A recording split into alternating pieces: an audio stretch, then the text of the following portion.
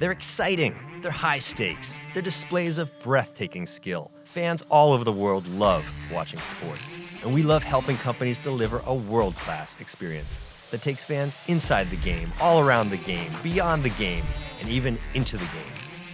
Brightcove is for teams with 200 fans or 200 million views. We're tomorrow's greats today. We're underground and ultimate. We're local, national, international, and personal. We bring it to you live. Give you not just the scores, but the data. We putt, we dunk, we draft, we scrum, and we even suck clap. But we never bail. We help you localize, we help customize, we help monetize. We deliver the action and inspire the world. Where the clock never runs down and time never expires because there's always another game or shot or match or highlight to watch. Brightcove. We're for the leagues, teams, associations, broadcasters, publishers, OTT services, and especially the fans who play serious.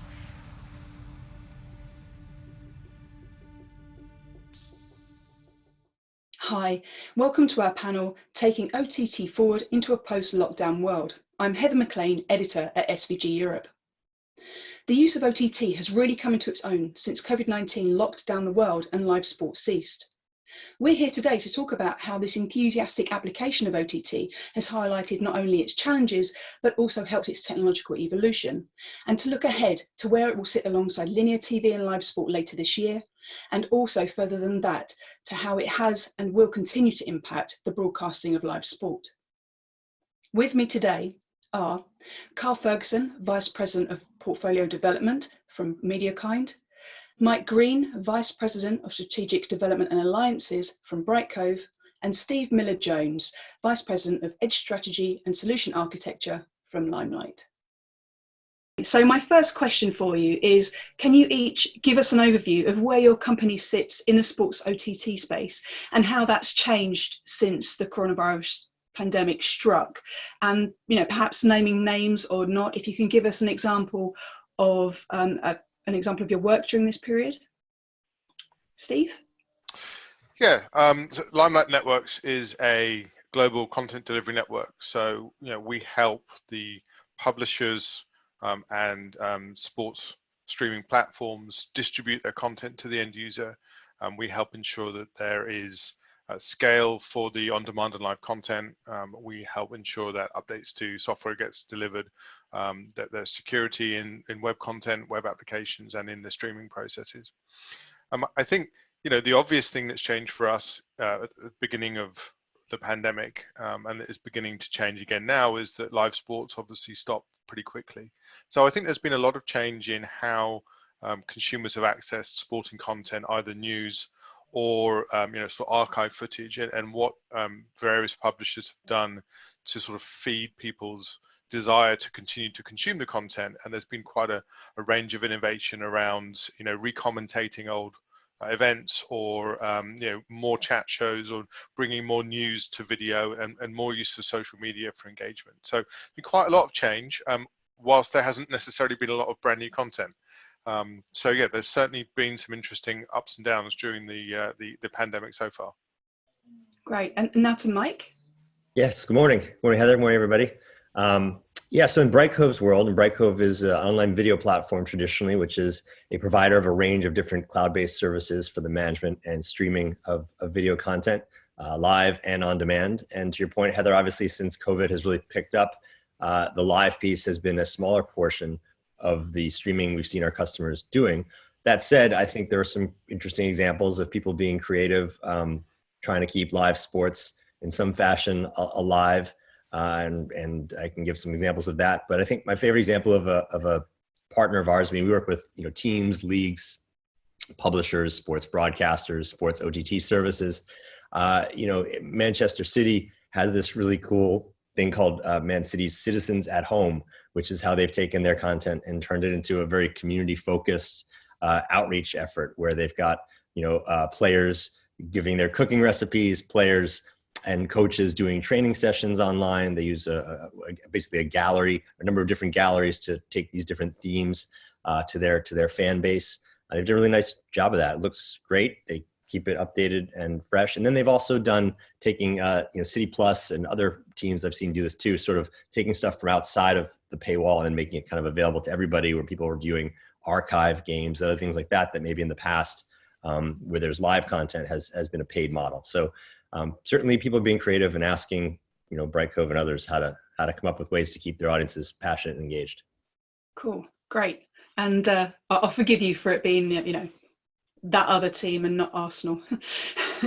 And to Carl now. And we provide live video compression solutions that are used by sports people to do contribution, backhaul to production facilities, and then broadcast and streaming to the end consumer. We also do on-demand solutions and back office and middleware that's used by operators and D2C platforms. As Steve said, during the pandemic lockdowns, we've seen most live sports stop. We've been helping some operators with increasing their OTT streaming capacity. We've seen a lot of people starting to plan for post-COVID activities, particularly with remote production. And outside of sports, we have launched some very fast turnaround event-based D2C platforms. Okay, great. So my next question for all of you is, how has COVID-19 accelerated the use of OTT sports content? What sort of numbers and growth are we talking about here? So maybe Mike, you could go first. Sure.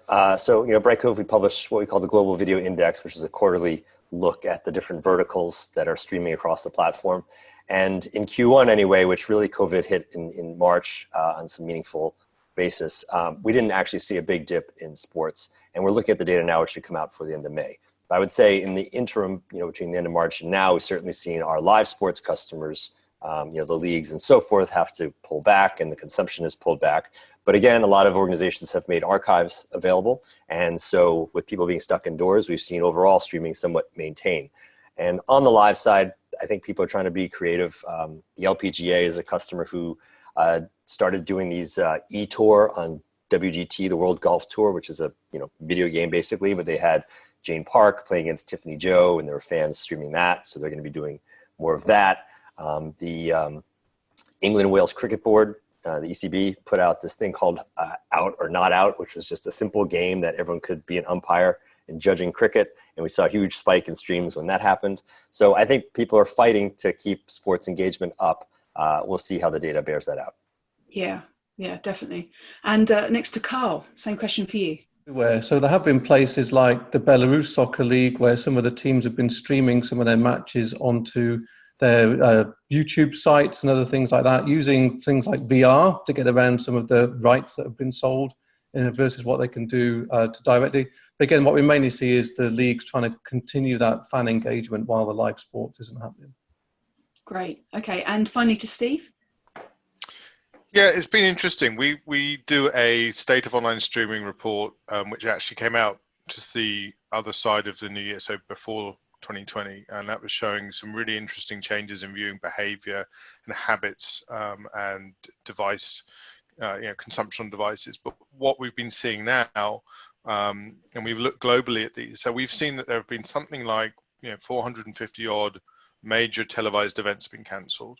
And it actually, sort of scripted things as well. About 150 scripted productions, certainly in the US, were cancelled, we think.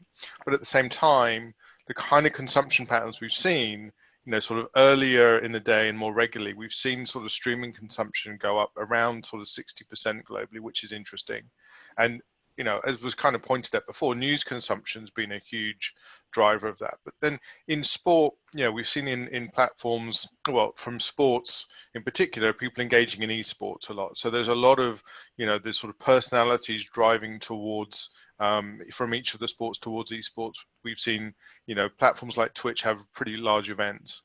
And perhaps the sort of comedy value of seeing sportsmen outside of their normal environment has led to the consumer engagement. The fan engagement ultimately is what is going to continue to drive the success of sports, obviously. So while we might be missing the games, I think the engagement, the opportunity for engagement has certainly been strong. And as I said earlier, the sort of library side, bringing those back to life, recommentating or adding additional viewpoints has certainly been an interesting angle that a lot of the platforms we work with have leapt upon. Cool. And this accelerated use of OTT has also highlighted some technical issues with it. For instance, early on in lockdown, a lot of global platforms switched to recording only in SD to relieve network congestion, but reliability is also an issue with OTT, or has been. So in you guys' opinions, what are those technical challenges, and how have sports content rights holders been able to sort of work around those in this period? So first of all, let's go to Steve. Well, I think the mandatory sort of reduction in bitrate was an interesting move. We saw that come into our analysis of what's happening in the networks that we distribute content into, and of course we keep a sharp eye on capacities. And saying that streaming had started earlier in the day for a lot of people. The prime time spike had moved earlier in the day and had gone on for a lot longer. So, but were we seeing the sustained spikes of live traffic? Not as much. There's a variety of factors at play, and keeping the bandwidth availability or the peak capacity available for all of the services was key. So certainly that sort of change in bit rates was noticeable. And I think, if you looked at what someone like YouTube did with sort of reducing back to an SD by default, but still enabling you to, as a user, select the higher bit rate, was a reasonable way of going about doing that. The sort of overall things we've noticed as well, in amongst that, you look at the sort of the clap for NHS or those types of events that are happening around the world, like National Moments of Prayer, and they've been really massively noticeable in dips in traffic as well, which has been interesting to see how social behavior influences use. But on the reliability side, what's always been important and what continues to be important is ensuring that your production workflows are robust, and that you're looking at how to ensure availability. And as we know from things like the state of online streaming, the quality of what you're getting out there. So if you have a lot of bit rates, did you just focus on a few of them and make sure they're the best quality possible? Just reducing the bit rates, does that mean you're inducing more rebuffering? The things that kill streaming are errors on startup and rebuffer rates. So focusing your encoding process on getting the right bit rates if you have a reduced ladder, and ensuring your delivery strategy across your social, across your in-app, across your web properties is robust, and you have good operational processes. As with in normal times, you'd need to do those things. It's just even more important to double down on your best practices for good streaming quality and good end user behavior, getting more observability into the player, using the statistics you're getting from your monitoring services, your CDNs, and your end-to-end processes is really critical. Mm-hmm. Thanks. And now to Carl. As I said, so I think we've seen that rise up in total consumption and total bit rates. A number of the operators that we work with that are doing on-net delivery, I've certainly had to boost up the packaging and the origin capacities to deal with what is really a lockdown spike in OTT viewing. More going forward in the sports area, I think a lot of people have realized just how reliant they've been about on-premise production. And a lot of people are now preparing much more for remote production, particularly as live sports moves out of lockdown and begins again. And finally to Mike. Yeah, in the Brightcove corner of this workflow, I mean, obviously the CDN and what Steve was talking about is super important. What we've seen, frankly, is that customers haven't started changing the bitrate ladders they're using as they ingest content, because they intend that content to stay in there for a while past COVID.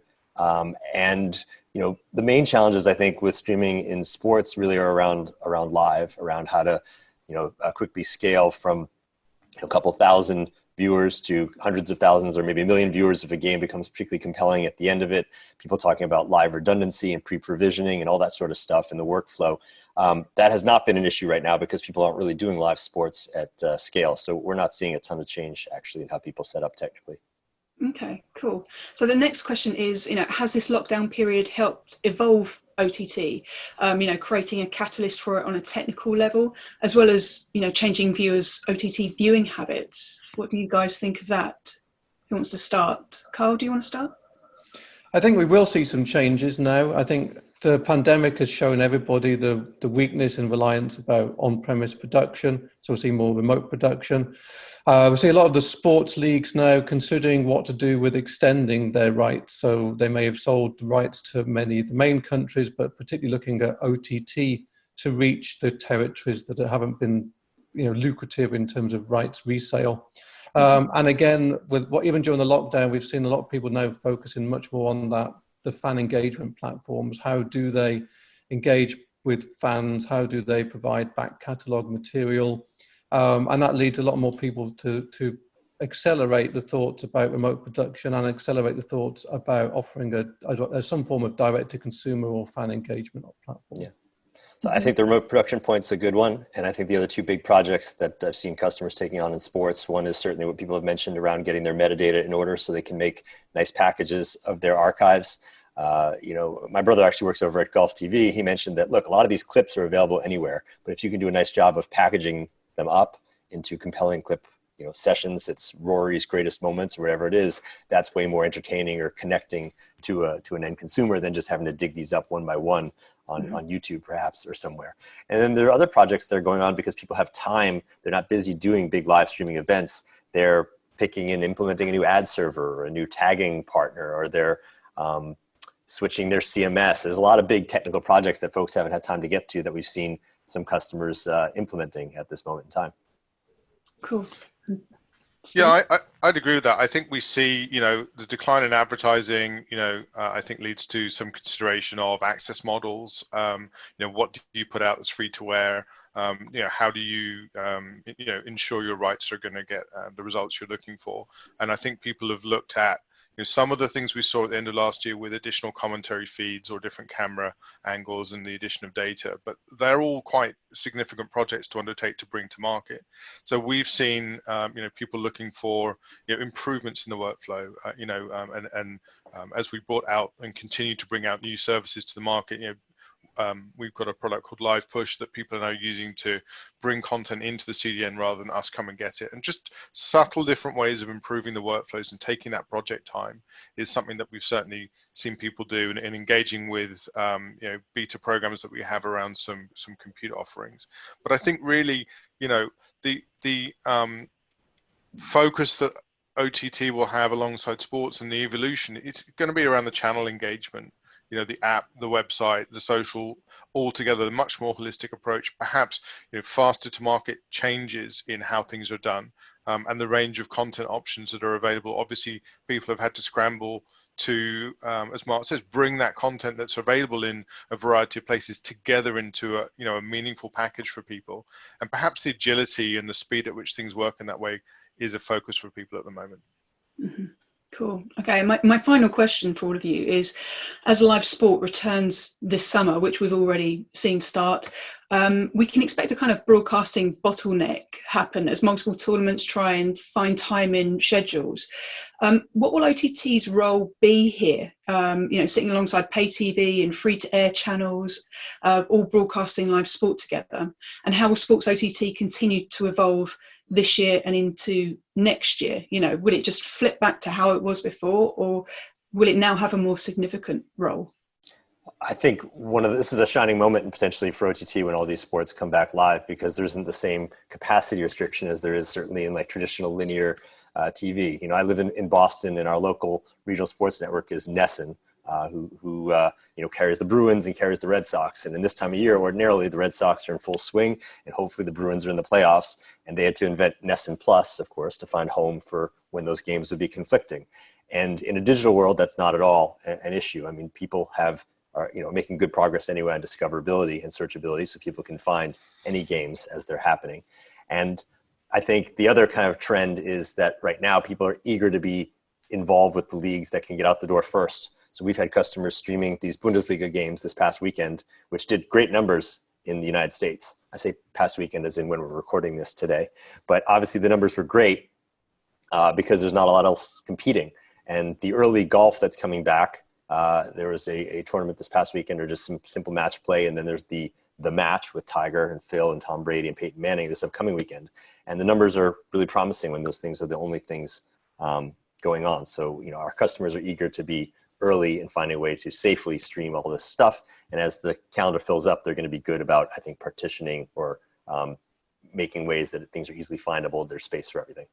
I think the networks have the bigger challenges to what to put on their air if they've got conflicting rights and obligations and contracts. Yeah, sure. Yeah. And who wants to go next?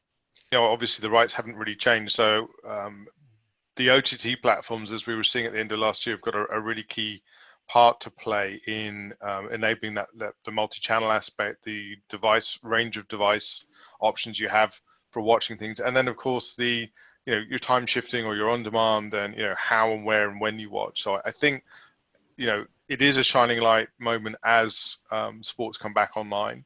I think that OTT had established its firm place in the sort of range of options available for sports fans to consume the content.